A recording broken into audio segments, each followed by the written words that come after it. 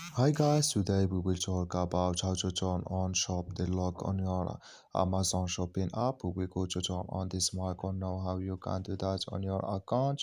All you have to do, just go down here, you click here on down, then it's going to take you to next window here, then you just click here on settings, then it's going to show for you window like this. You just click here on permissions, so and you go to next window, you just wait into this window open for you, and you go down here, you keep going, so and you just come here to down, so and you just keep going here, and you come here to shop the lock. You click here on this mark, and you just waiting to this color show for us. That's me shop the lock. It's turned on now when this color show for us.